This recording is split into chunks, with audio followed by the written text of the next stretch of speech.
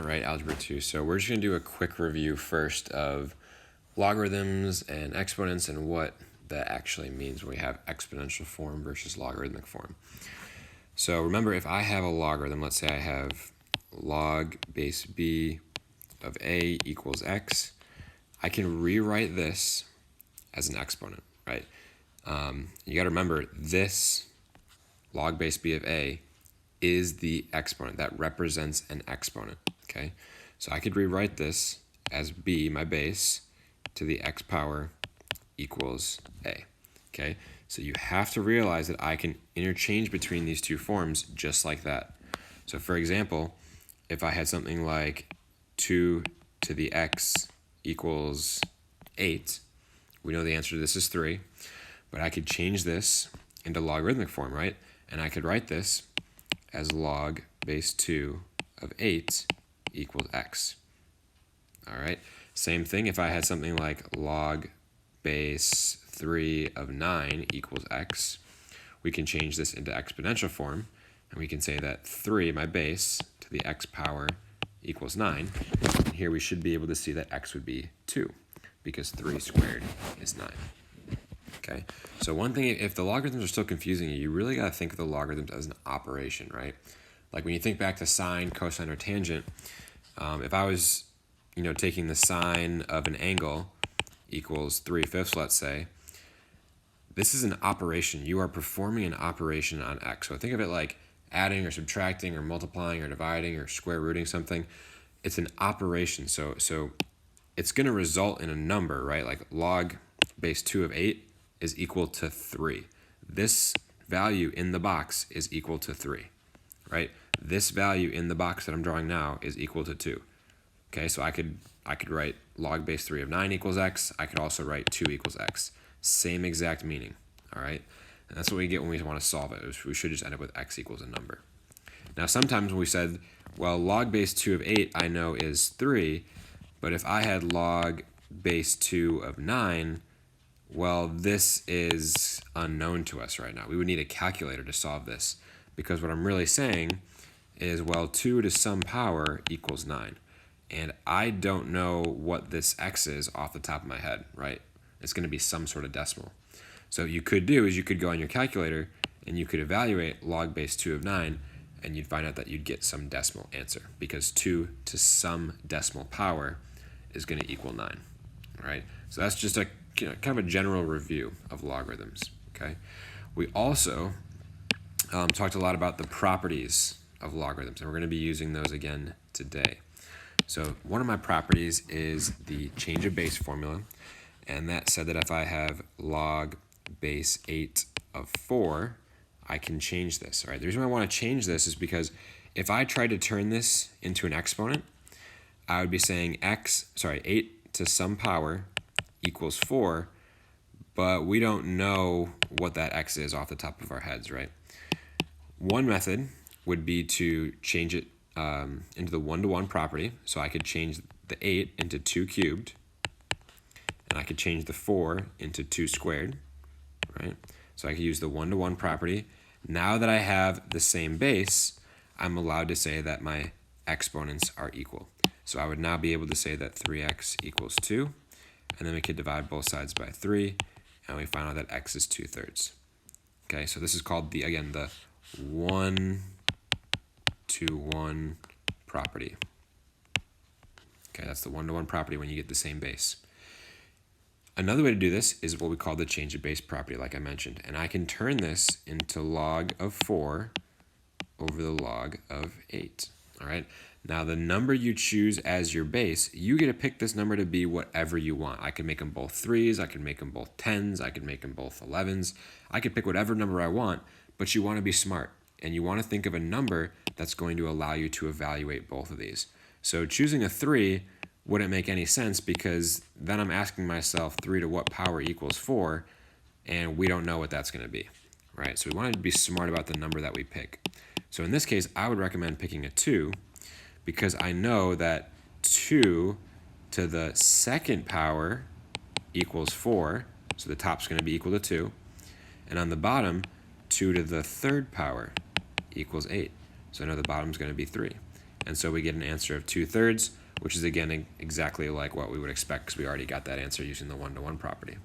All right. Some of the other properties that we talked about were the power property. I've got them right here.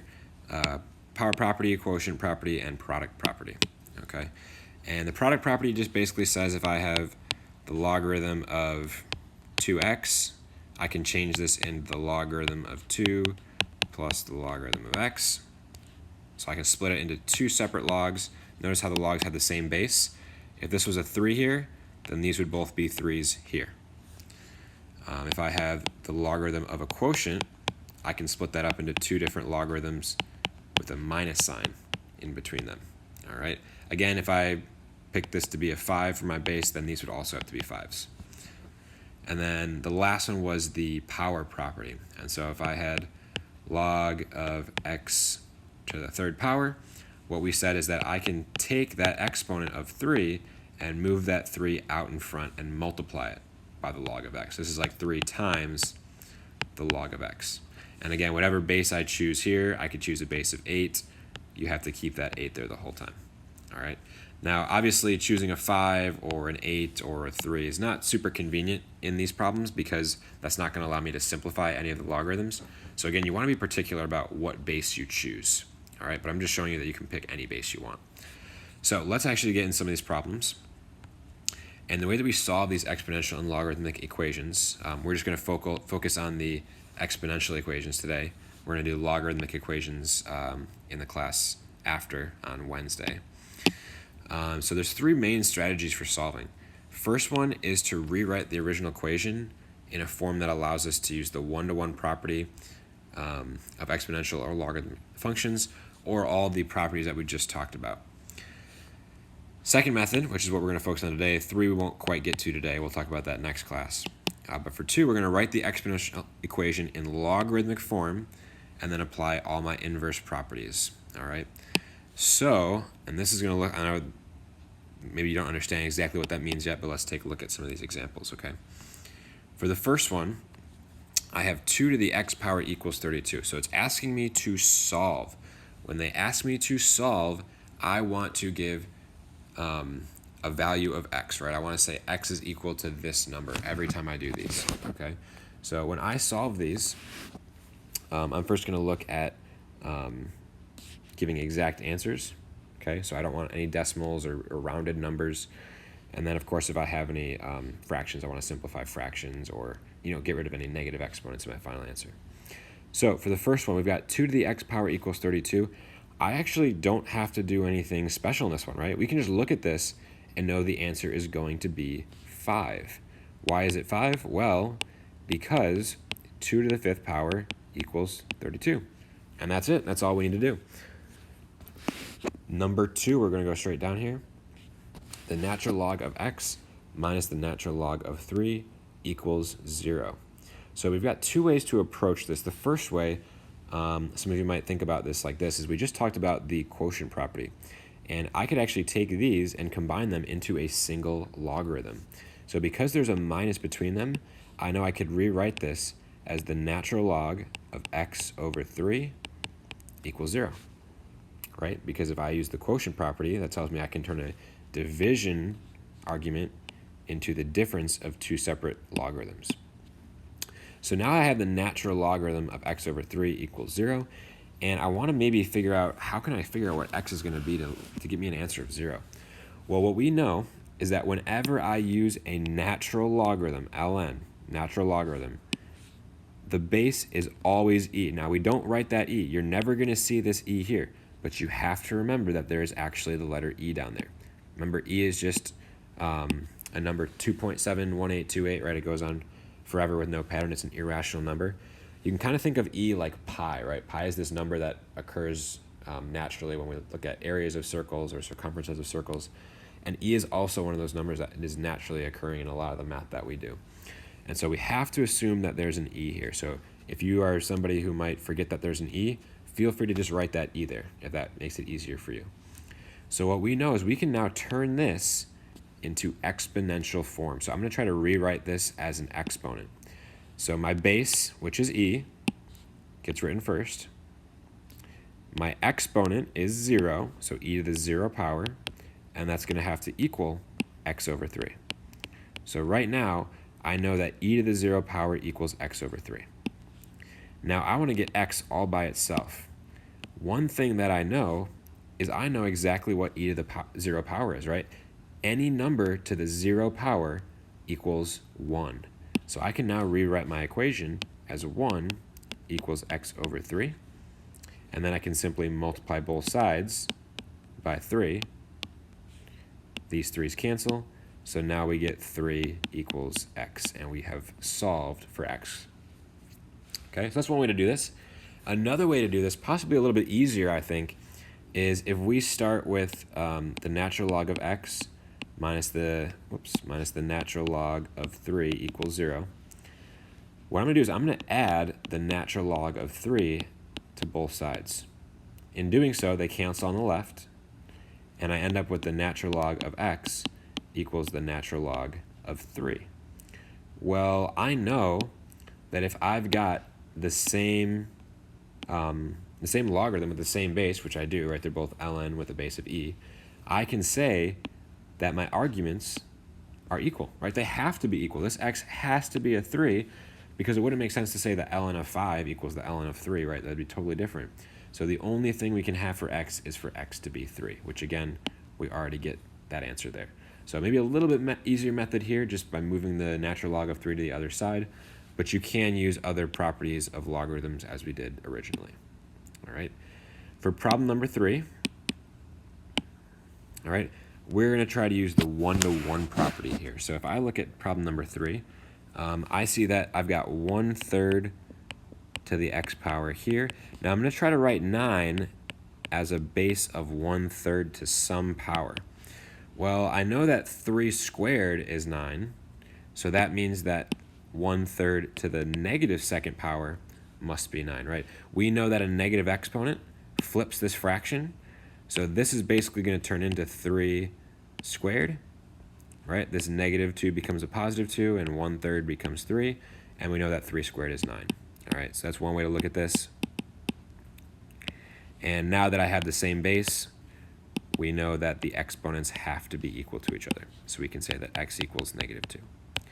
Okay, if the 1/3 base is confusing to you, you can always try to change this into a whole number. So I'm going to rewrite 1/3 as 3 to the negative first power, and then I've still got that x here as well. And this is going to equal, now I just want to write 9 to some power. Well, this is just going to be 3 squared. And again, because I have the same base, I can go ahead and say that my exponents are equal. So I know that -1x equals 2. If I divide both sides by -1, we still end up with x equals -2. All right, so either way you want to do this is fine. Just try to get the same base there. For problem number 4, we have e to the x power equals 7. So this is kind of my second idea here. We're going to rewrite an exponential equation in logarithmic form. So we're going to use some logarithms here. And I know, right, I could add 5 to both sides if I wanted to. I could go ahead and I could divide both sides by 10, right? As long as I do the same operation on both sides, I can do whatever I want to an equation, right? As long as I keep it balanced. So what I'm allowed to do is I'm allowed to take the log of both sides. Now, when you take the logarithm of both sides, you want to be, again, intentional about which logarithm you use. Because my base is e, it would make the most sense for me to use a natural log, okay? In doing so, you're going to see what happens here, right? I don't want to do the log. I don't want to do log base 2, log base 3. I don't want to use the logarithm log. I want to use the natural logarithm with the ln. The reason why I can do this, again, is because I've kept both sides balanced. Same operation on both sides, so it's balanced. And I know that if I use my power property, this x can now move out in front. So I'm going to take the ln of e to the x equals the natural log of 7, move this x out in front, and now I've got x times the natural log of e equals the natural log of 7. The reason why this is very helpful is because if I look at this value here, right, the natural log of e, we should know that this value is equal to 1. The reason why this is equal to 1 is because, remember, my base is an e. We can't see the e, but there's really an e there. So I'm asking myself, e to what power equals e? And we know that the answer has to be a 1. All right, so we know that the natural log of e is equal to 1. And now I can say that, well, x times 1 is just x, so we just have an x on the left side. And on the right side, we've got the natural log of 7. So I know my answer is x equals the natural log of 7. Okay. Notice it just says in my directions to give an exact answer whenever possible. This is my exact answer. There's nothing I can do to simplify this because remember, my base is e. We don't know e to what power equals 7. There's nothing else we can do here. We're stuck. So this is a simplified answer, and we can move on to the next problem. And again, you don't need to write that letter either. There you go, just the natural log of 7. All right, let me erase what I had over here. All right, for problem number 5, we have the natural log of x equals -3. So for a problem like this, again, I'm maybe going to try to think about this writing it as an exponent. So I know my base here is an e, because it's the natural log. So I'm going to rewrite this as my base to the -3rd power equals x. Now at this point here, you might be saying, oh, I'm done, right? I've got x isolated. It's all by itself. I'm done. True, x is isolated, which is great, but you don't want to have a negative exponent, right? So I need to rearrange this, and I'm going to say that x equals 1 over e to the 3rd power, right? I want to move this, make it positive, so I've got to take the reciprocal of my base. So we get 1 over e cubed. For number 6, there's a typo here. You can erase that letter x. We don't need the x there. That'd be a challenging problem. So just log of x equals -1. All right. So if I'm going to solve this, pretty similar approach to number 5 here, but I know that in this problem, my base is really a 10. Remember, this is called a common logarithm. Whenever you don't see a number down there as your base, you have to assume it's a 10. So I can say that 10 to the -1st power equals x. And again, I'm not allowed to have any negative exponents in my final answer. So I'm going to change this to x equals 1 over 10 to the 1st power. But again, 10 to the 1st power is just 10. We can just leave it as 1 over 10. Problem number 7. Very similar, right? But now I have a base of 3. So we're going to change this to 3 to the 4th power equals x. And then I can evaluate this. I know that 3 times 3 times 3 times 3 is 81. All right, for problem number 8, I think we probably want to get, again, we want to try to isolate x. So I'm going to move this over to the right side. So I'm going to add e to the x power on both sides. On the left, you'll see that they cancel out, leaving me with 5 equals e to the x power.